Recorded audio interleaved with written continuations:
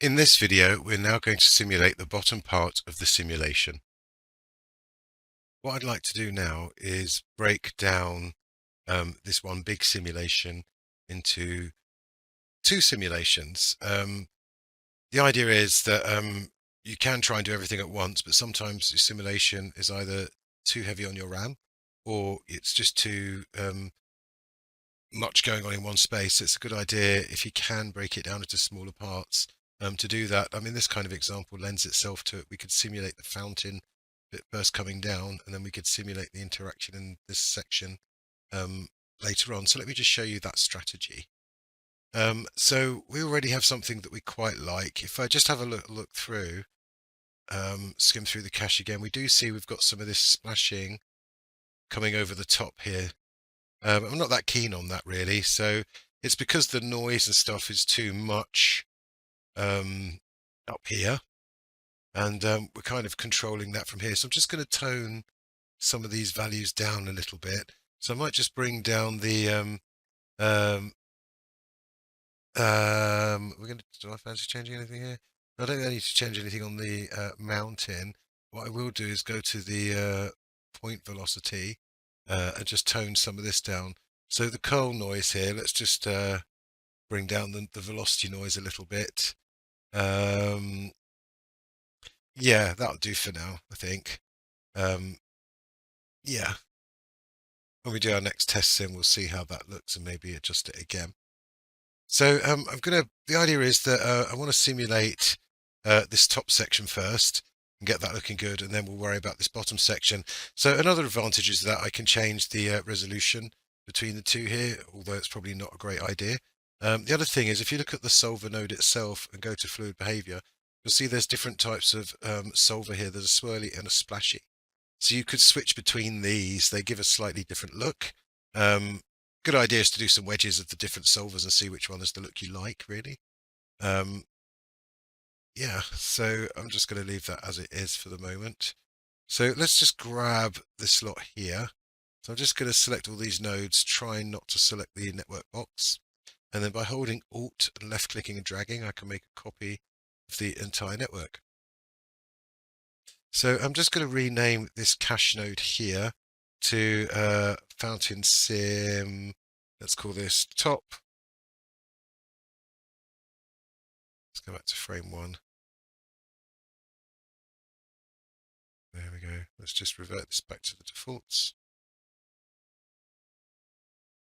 Good. So just make sure we get the name correct. So the next thing I want to do is sort out the bounds. If I just template this guy for a moment and come forwards a few frames, what I can see is where it's interacting the water. So what I want to do is I want to simulate this water coming down, but I don't want it simulating hitting the bottom of the tank. I want it to sort of come below the surface of the water and kind of just stop. Because when we do the second sim, we're going to use this water here as a source, and it's going to interact with the bottom bit separately. So I want to keep this part of it here. So my bounding box should encapsulate all the top here, but really stop sort of halfway into this water.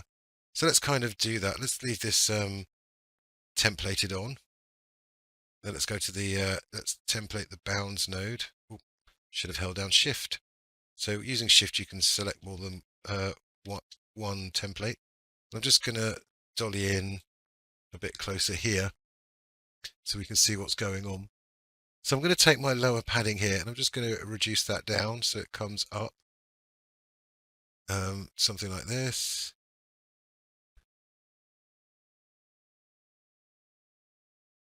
Maybe a bit higher. Something like that. Now let's try 430.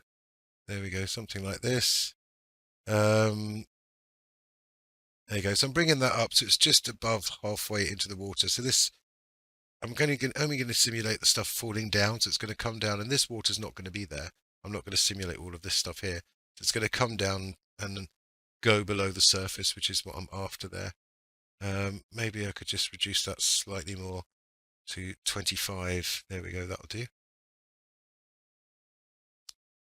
So the next I want to think about is the padding in this direction, which is the X. So this will be the upper in X. So let's just bring that down because we don't need all of that stuff out there. So let's come out to probably about here somewhere. So we want to give it plenty of space to come out. And then top and bottom and width-wise, I think we're good to go. I mean, we could bring the back in to something like 0.3 or something. Look at the side there. Just bring the back in, I suppose. So yeah, something like this. So, you know, my water's going to come here and just leave the box at this point, and we'll use that to drive the second sim a bit later. So I'm kind of happy with those settings there. I want to turn off this second flip boundary. That's the, let's go back to frame 1. That's the bit at the base here. So if we turn on our solver, we should just see our source here. Let me untemplate the other stuff. So there we go. We'll just see our source here, and then it comes down. We do want this top bit as a collider, but we don't want this bottom. Oh, it doesn't really matter about this bottom bit because it's just going to exit the box. You'll notice the bottom of the collider is missing because that's outside of the box, but the particles will just disappear anyway. So we're good to go with that. So what else are we checking? So it should have all the same settings as before. I might actually scale down the scale velocity here as well. So let's have a quick look at that. So that's going from 1 to 1. So instead of 1, let's make that 0.8. There we go. So we just scale, even remember we're scaling up the velocities of the fountain. So I've made it a bit less noisy and a bit less force. So hopefully it's not going to splash over the sides now. So we can make that slight adjustment there, I think. Are we good to go? I think we are. What I want to do is probably do a very quick basic sim with the settings that we have.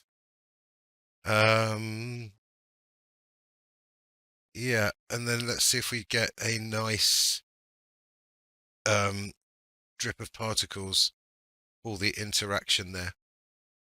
So what I'm going to do is I'll just pause the video for a moment while I'll cache this out. So just before I pause it, actually, let's have a look at that. Yeah, I'll just save to disk in background, and we'll let that go. I'll come back to that in a moment. The simulation has been going for a little bit. I'm just going to cancel it now because we have enough running through, and we can see we've got some nice particles. If I middle click here, you can see 369,000 particles, which isn't too much. The important thing is we can see the simulation stopping down at the bottom here. And if I just template the big sim, look at the side view, you see they're going to the bottom here, and they're going to interact with the water hopefully in a second. And you'll see it's not so energetic now, which is fine. So hopefully I won't get that splashing over the top behavior that we saw before.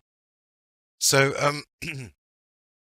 that's kind of the first part of it. What I want to do now is set up the second part that this is going to run into, and show you how we're going to do that. And then what we want to do is come back and tweak some of these settings. So pretty much it's going to run off the same bit here. I'm just going to put let's just tidy this up a little bit. Let's just offset these slightly so these incoming branches are fanned out nicely, something like this maybe. Let's select the lot, put a net box around it, call this fountain top. Let's give it a funky color. I always find if you're coloring these net boxes, to give them a dark color is usually a much better thing. So I'm going to select all of these nodes again, and then with the Alt middle mouse button and drag, make a copy. Actually, yeah, we want to turn on these attributes. I mustn't forget to do that. Anyway, so we're looking at this bottom one now. So the idea of this bottom one is we've got our bounds because we've copied. Let me template the bounds and template the and show the collider. So our bounds now, if we go this side and hit wireframe, is, as you can see, over the top bit here, and then we're catching the bottom. We're actually missing out some of the bounds there. No, look, it's within the, yeah, it's still going to catch the sim because it's outside the little square where the fountain is. So I just wanted to check that. So yeah, we can see it's here. What we need really is not really here. We just need it to capture this bit of the water and the bottom part of this stream.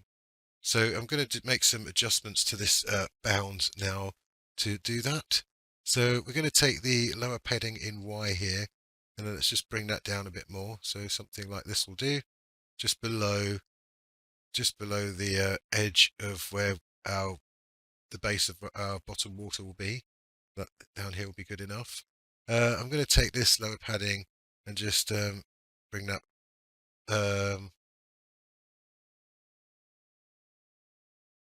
Yeah, let's just do bring that in a bit. So I can bring this in a bit further, like this, because I'm not interested in the top part of the fountain anymore. I'm literally just interested in where it's interacting, and it's going to be interacting within sort of this box here. You can see the edge. Go back to wireframe. This is the edge there. So if you look on the top view, sort of we're well within the edge there. It's difficult to see. So look, you can see here the back of the box here is behind the back of the tank. So that's absolutely fine for us. Let's reduce this down a bit more. Maybe we want to come out a bit further. So something like that. So we've got the full tank width that way, length that way, and we've got the full width this way. And we don't need this so high. That's the other thing. So I've got it this high. I'm going to keep all this bit of the fountain water. For that, we can bring down the upper padding quite a lot. Something like this, maybe a bit more, 0.75. Something like that there.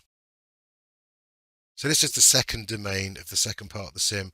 The first domain, if you like, is this big box up here. And the second domain is this one here. And together, that's all the sim that we need, all the where we need to calculate the stuff. And we're going to do this, the second one more second now.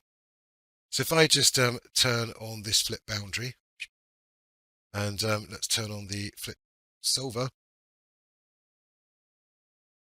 we'll see we now got the bottom part of the tank there. And we just want to see these bounds there. So that's the bounds within.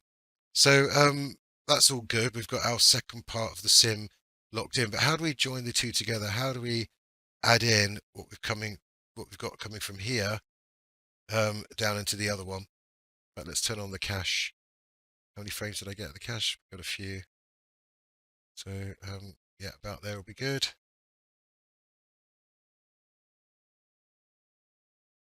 So what we can do is we can, if you remember on these boundaries, this bottom boundary is doing the bottom section of water. This top one here is our source. That was coming from all the way up here from our fountain. So if I just click that and run that into this file cache. So basically what you can take is the output of this cache here, the surface and the velocity field, and you can wire those across over here to the flip boundary, and that will bring that in. Let's just delete this expression. We want to keep the velocities as the same. So we don't want to scale that in. We want that to be a value of 1. So it's keeping the original velocity and not changing anything. But this will bring in for us the surface, the velocity, and also the particles, and use that as a source here. So yeah, we are sourcing a few more extra particles at the boundary, but that will be fine. And it should blend together quite nicely. Let me just undo that. Let me just turn on the solver here. Oh, we're on frame 36. Let's go back to frame 1. There we go. Let's just save. So if I just run forwards, get it to calculate. There we go. We've got our tank there. Now we're not really seeing much of an interaction here because what you'll notice is actually this cache hasn't done anything yet. We have to run forwards quite a few frames to get it to drip down. And what we'll see, it starts to drip down from about frame 30 to frame 44. I didn't solve that too many afterwards. So what we need to do really is offset this one in time. So for that we can use a time shift. So if I put a time shift in here, we can offset this. Let me display the time shift now. So if I go back to frame 1, at the moment, if I click on the word frame, we can see the expression here, which is $F. So it's just reading in the current frame number, which is 1. If I go $F plus 39, you'll see now we're reading in frame 40 at frame 1. So I've offset this by 39 frames in time. And you'll see we've only got a couple of frames there. But I just want, maybe we'll do this at frame 35. So we've got a few more frames. There we go. So we've got about 7 or 8 frames. So let's go back to our flip solver. Well, the first thing is, if we go to this boundary, we should see something. No, we're not really seeing very much. If I drop the res down, will we see anything? Yeah, if I drop the resolution down, you'll see we start to see something. Small resolution. I want to keep it at that. So the other solution is there's just not enough particles here to begin with. So we'll talk about how we can increase the particle numbers, or the strategy for that going forwards. Let's put that to, yeah, going forwards. So yeah, this is kind of the basic setup we want to do. We want to have the boundary there, got our fluid. What else do I just want to set up now before we move on? Oh yeah, let's go to the this bottom cache and just rename this instead of top. Let's call this bottom. And because we've run this already, don't forget to reset the name here. Otherwise, it will just overwrite the other one. So now it's going to pick up the operator name here, which is good. And I'm going to put a little net box around this. We'll call this fountain bottom. There we go. Let's give that a different color. I've already used that color. Let's use that color. There we go. So yeah, we've not got the right number of particles here, or resolution, or whatever. So as you saw, if I decrease the res here, I was starting to pick up the interaction. What I do want to do is just talk about this simulation for a bit. Now, the settings that we've been changing have been this. It's been the particle separation, which is kind of the resolution. And we can reduce that, but that's going to put our overheads up quite quickly. The other thing we've discussed here is the substeps, how that can increase the fidelity of your simulation. And it can also increase the number of particles, because we're solving the solver in more subframes, so it's able to generate more particles within those subframes. So this will have an effect on the number of particles that will create. Also, so will this. Obviously, the lower the number, the more particles we'll have. And there's another parameter that is quite interesting here, and that is the grid scale. So the grid scale itself, as I've mentioned before, if I just have a look at the simulation here, you'll see the particle separation basically tells you how many particles you're going to get. This is the distance between them. But the grid scale, or the resolution of the sim, if you like. But the grid scale tells us to either up-res or down-res the volumes, or the fields, relative to the particle separation. So what I mean by that is a flip solver does some of the stores most of the data in fields and volumes, but it calculates things like the velocity and the movement of the velocity in the particles. And the swapping of that data between the volume and the particles is slightly different depending on the solver that you choose here, which is where you get slightly different behaviors. But the important thing is this downscales it. So if you look, 2 times 0.002 gives us our 0.004. So this means we're getting half the res of this. So we're just multiplying this number by this. So if I do 1, for example, we're now going to get the same resolution. So look, the voxel size is 0.002, and it's the same res as the particle separation. But that can be quite slow and memory intensive.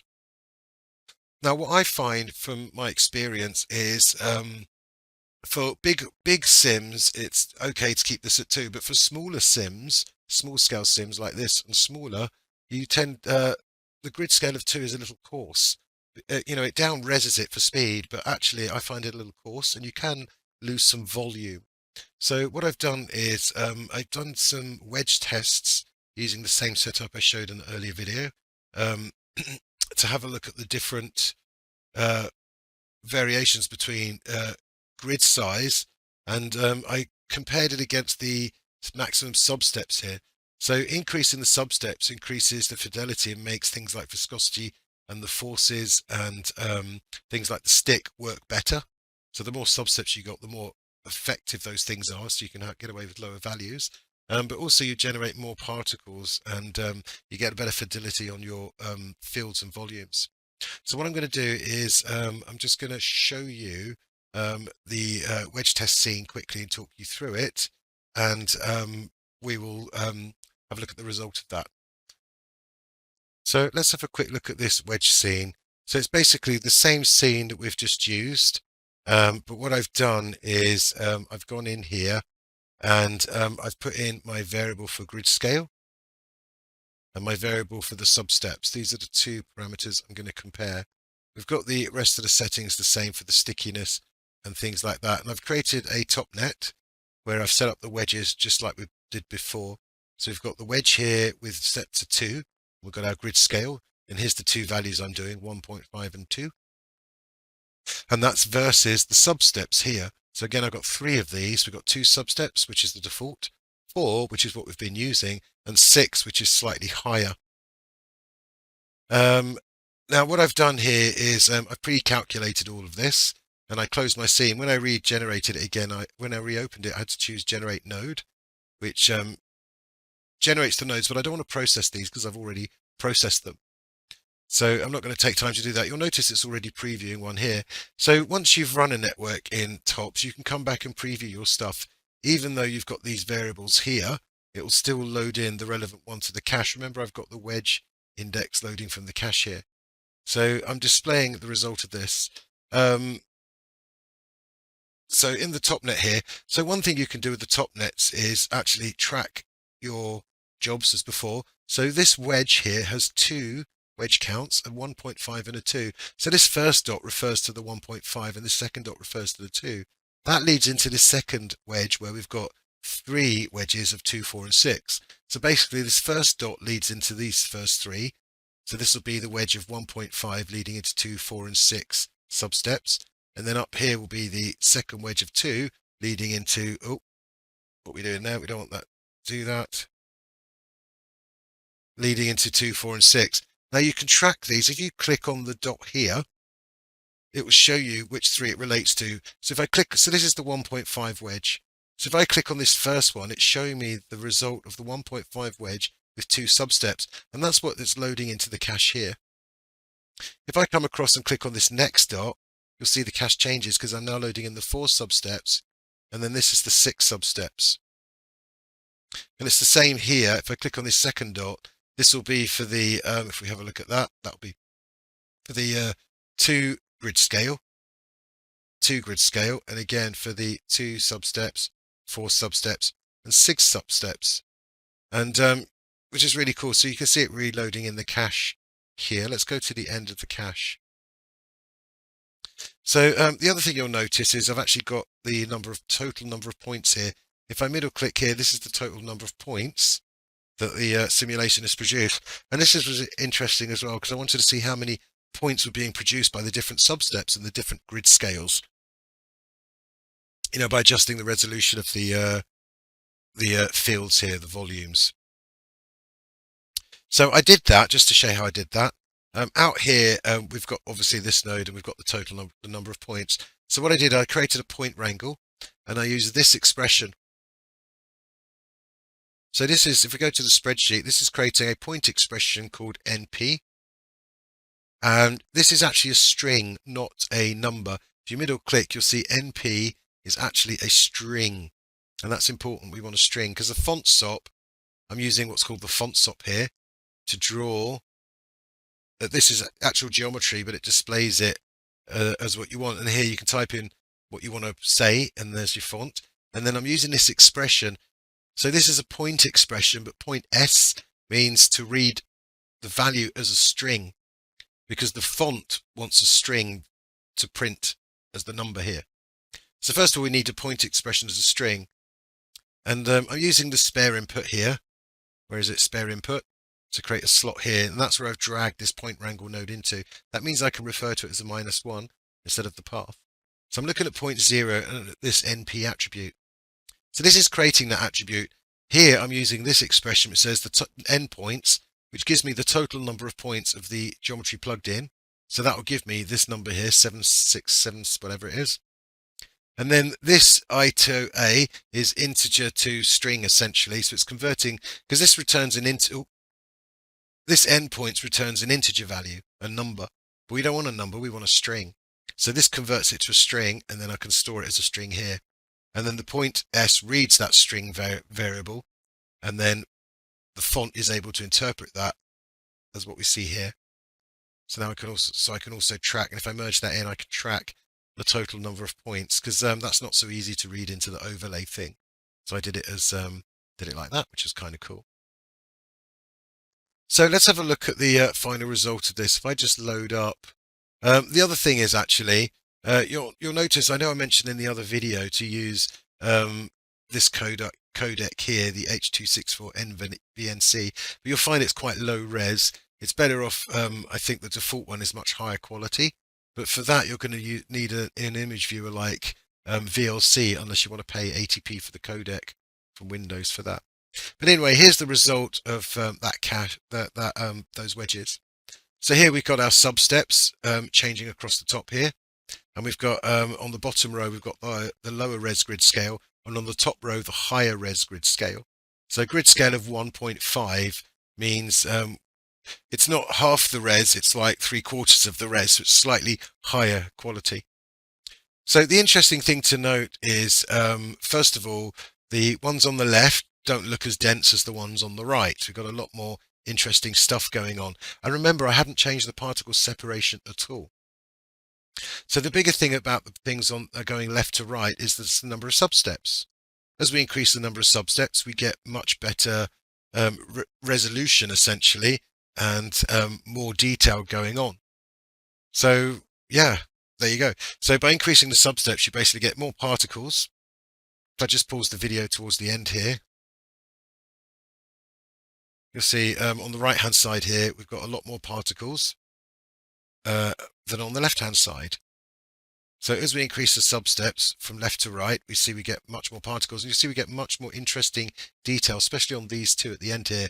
So these are the 6 substeps. Even with 4 substeps, we're losing some of that detail, and with 2 substeps, we're losing it entirely. The other interesting thing to notice is this grid scale. It's not so apparent here, but the grid scale of 1.5 and 2, if we look at these two, there's not that much difference in it. At least not through the video here, through these flipbooks. So I'm liking the 6 substeps as opposed to the 4. So I think on my main sim now, I'm going to set this to 6 substeps. So do I use a grid scale of a higher res or a lower res? So let's have a quick look at that. Let me see if I can just shut this video down. There we go. So let's have a quick look at that. I'm going to first of all come back up here and load in the cache. So here, if I select see this, my first dot is 1.5. So let's have a look at the 1.5 cache, and let's look at these 6 substeps here. So that's the 1.5 6 substeps. I think if I look at the info, that can confirm that for me. So yeah, look, 1.5 grid scale with 6 substeps. So this is the cache I'm loading, and you'll see if I go to the end actually, we've got like 1.2 million particles. Now here, look, this is what I want to show you actually. When you increase the resolution of your fields, as in not the default 2, and you make a smaller number like 1.5 or even 1, you tend to lose volume at smaller scales. It's not so noticeable on big scales. And what I mean by that is, this is the highest res. And what you can see here is, look how thick this bit is here and here.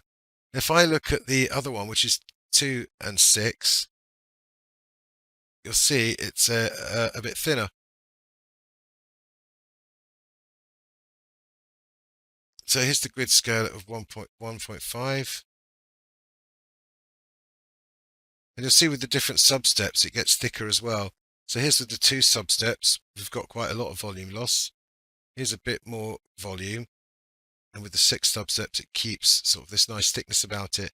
If we look at the difference between the 2 grid scale, there's still a bit of volume, but it's not as much as the 1.5 grid scale.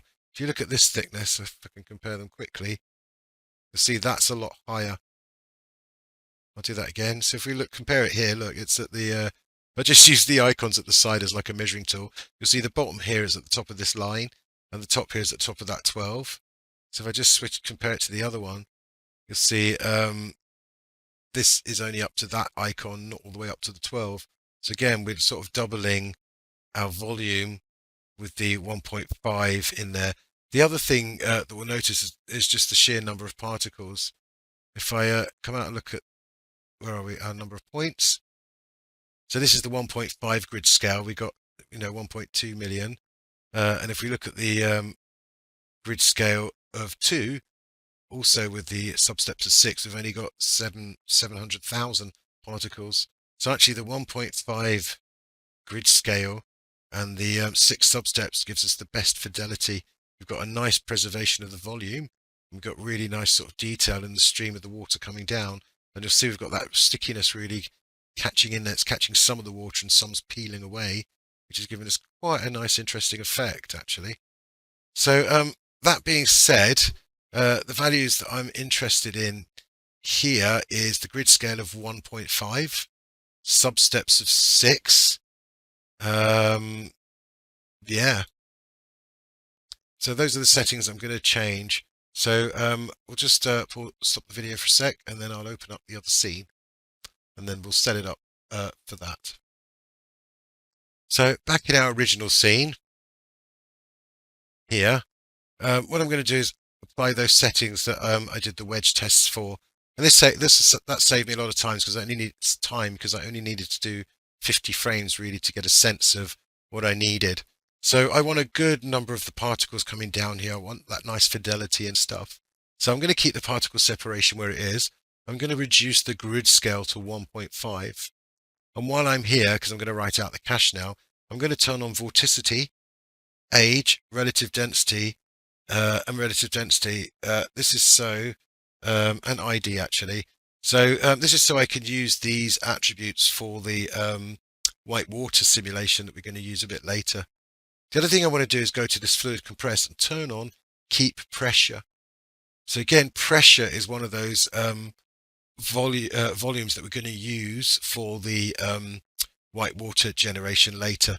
So I want to make sure I've got all those attributes. It's going to add more data on this, but we'll just live with that. So we want to turn on vorticity, age, ID, and relative density. And in the fluid compress, say keep the pressure, please. So we're good to go for this. Now you'll still be need to this little run up. I'm actually going to set this to 49. I'm going to have a 50 frame run up. So what I'm going to do is set this to actually 200. So what I want to do really is have a sim of around about 200 frames. So that means I want to sim this for 250 frames. Let me revert this back to the defaults. So I want to simulate this for 250 frames. I'm then going to offset it by 50 frames, or start this on frame 50, and then I want to simulate this one for 200 frames afterwards. So let's change the same settings on this side as well. Let's not forget to do that. 1.5 for the grid scale. We'll turn on the same attributes, basically everything except for rest. We'll come down to this guy here. We'll put our 6 back on our substeps. And yeah, just for fun, let's change this to a splashy kernel, so it's a bit more splashy when it hits the water. Why not? So we'll have a different solver down here because we can. It's not going to make that much of a difference. And then in the fluid compress, let's turn on keep pressure. Make sure this one is saying bottom. Good. So just a double quick sanity check. So on the container, both containers we've turned on everything but rest. And we've set the grid scale to 1.5. Same on this container. Yep. On the solver, we set the substeps to 6. Oh, that's a good point. And on this solver, set the substeps to 6. That's right. Make sure both substeps are set to 6. especially on this top one here. And on the fluid compressors, turn on, keep pressure turned on. So that's good. That's all set up, ready to go. So that should give me that nice dense look of particles here, and that nice detail that we saw from the wedge test. So let me just save the scene. So I want to automate this. This is going to take, a little bit of a while to complete, and then I don't want to have to be around and set this off. So I'm going to use tops instead of like wedges just to automate this. So I'm going to hit tab and type tops. So top network. Let's dive inside. So here we run a ROP fetch. So we can drag in our top simulation. Let me open up the water sim here. So we can find our file caches. Here they are. So there's my fountain top. If I open that up, there's one that says render. There it is. It says render. Oh, should have used the relative path. I like the relative path, easier to read. So here's the render. We want to go to frames and padding and do the frame range. But this time, remember I said I wanted 250 frames. So let me right click and delete the channel. We'll set this to 250. And we'll do all frames in one batch because it's a simulation. I'm going to make a second ROP fetch. And then we want to do a wait for all. So I want to wait for the first one to finish before the second one starts. Because, this second one's very much dependent on the first one. So the second one here, let's open that up. Let's close up the top. Let's open up the bottom one. There's render. Oh, turn on relative flag, relative path rather. Frames and batching, let's do frame range. All frames in one batch. And this is 200 frames. So that one will be for 250. This one will be 200. And then what we'll do is we'll look at how we can merge those two caches together, provided this second one works. I don't know about this second one. I'm flying blind a bit here, really. I'm simulating. I like my wedge test, so I like the look I was getting. So I'm happy with what I'm going to get from this first one, but I don't know how that's really going to feed in to this second one. I'm just hoping for the best. I mean, emails may as well, I suppose. Otherwise, I'm going to change, tweak a few things here. Maybe the stickiness, maybe the change in the solver here might or might not be a good idea, but we'll find out in a minute. So back in here on the local scheduler, I'm going to set this to all CPUs except one, which is kind of good. Now, actually, when you're making the wedge tests, I just want to mention, sometimes, if you want to do 9 wedges, it will try and do 9 simulations at the same time. And if you haven't got enough resources on your machine, that might cripple your machine. But there's an easy fix for that. So, say on your wedges, you're asking it to do 9 jobs and it's going to do 9 at the same time. What you can actually do is click on this button here. This says limit jobs. And here you can say, I limit this to 3 jobs, for example. And then it's just going to do 3 sims simultaneously. But if you know your machine's too heavy for your wedges and it can only do 1 sim at a time, set this to 1. And then, you can limit how many jobs it kicks off depending on the RAM that you've got. If you've got a big machine with loads of RAM, or you're generating lots of jobs that don't take lots of RAM, you can turn that off, and then it will use, say you're asking it to do 9 at once, it will do 9. Say you ask it to do 12 at once, it will do 12, whatever. But you can limit it here, which is a really handy button. I should have mentioned that really during the wedges, but I'm telling you now. So it's all good. Anyway, so we've got this ROP fetch here, it's 250, all frames in one batch. I'm going to wait for that to finish, and then this ROP fetch is going to do the bottom one here. And that's going to do all the frames in one batch. So there we go. Let's just save the scene so that will kick off. And then we can just select this guy. We can just generate the node to test. And you'll see there's our 250 frames. And there's our other 250 frames of the sim. Then we can say cook this node. Where is it? Cook node. Oh, it wants me to save it again. Cool. So there we go. Now we're running through the individual frames. And if you click on here, you'll see, oh, that locks up for a minute. That's interesting. See if that comes back. Sorry about that, just a little crash. Let's do that again. So here, if I just generate this node, where are we? Generate node, or rather cook the node, which will generate it as well. Let's just wait for that to actually start before I start clicking on the buttons. That's probably what caused it to freak out. So here we're just going to simulate the 250 frames, which is then going to offset by 50, and run that result into this one. So if you remember, we partitioned the two just by using the bounds, and you saw how I joined one to the other. I literally used it as a source, and it's going to source those particles as if it was an emitter into this second one. So we're going to get that interaction and the right number of particles being added in. So here we go. Let's have a little look at that. So there you go. So it's running through down to the job. You know, this one job is connecting all of those. Now, if you want to turn that off, you can just click on a blank area in your top, and that will hide it. So that might take a little while to process or calculate both of those. So what I'll do is I'll just let me just hit escape. We don't want to calculate that. Where are we? So let's turn on the cache. Let's hit reload. Oh yeah, so this particle surface now, really I should view that through the offset, but we don't have enough frames at the minute. So that was just caching that through. Oh, I'm replacing the ones, aren't I? How many have we got so far? So only 5 have actually been done of this new cache, which is good. So that's the fountain sim top. Fountain sim top. So we look at the number of points. There, what we're up to. About frame 6, or let's go on a bit more. See, we've got 58,000. Hoping to see a big jump. Not really yet. So yeah, we'll have to wait a minute or 5 for that to happen. So I'm going to stop the video now. We'll come back when that's processed. Now that the cache has finished processing, we can check it out.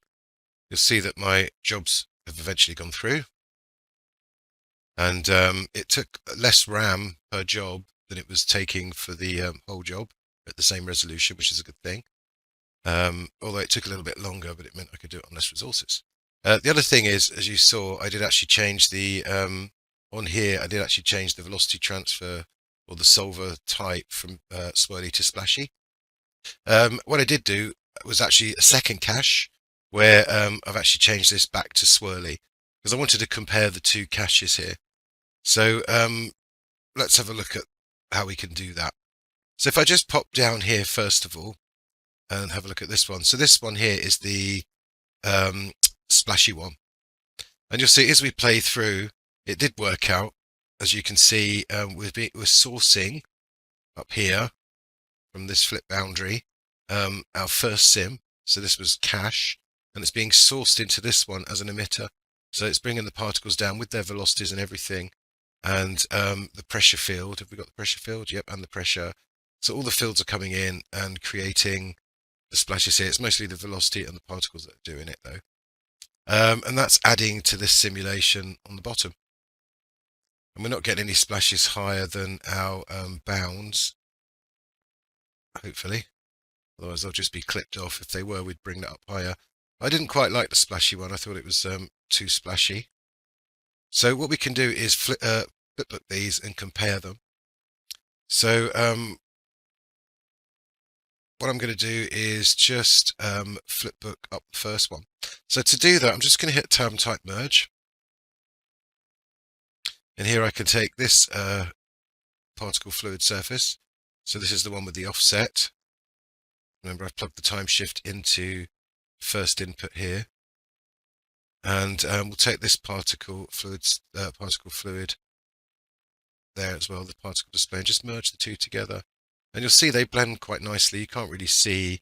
We've got a few extra particles down at the join here. So what I'm going to do is this first one here is the splashy. Let me get rid of the bounds. Is the splashy solver.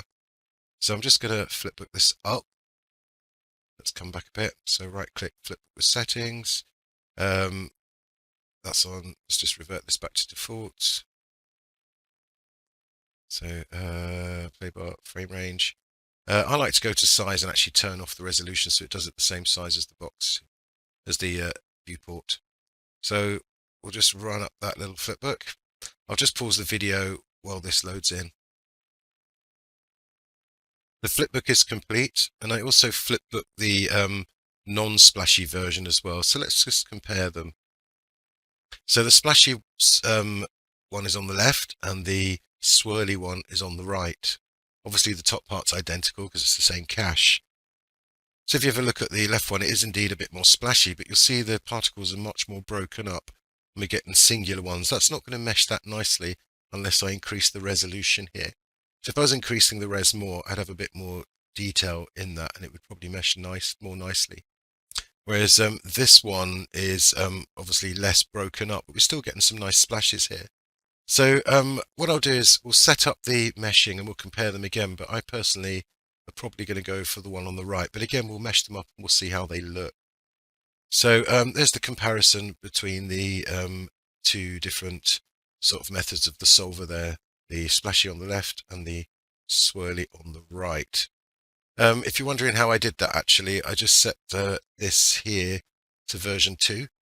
So I've actually got the two caches here. So version 1, I switch that back now. Let's find the splashy frame.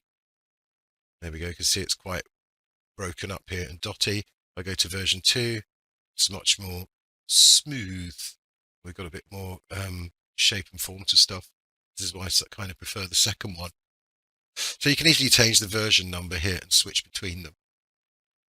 So what I'm going to do now is combine both these caches together, and we're going to then write out the mesh for that. So we'll do that in the next video.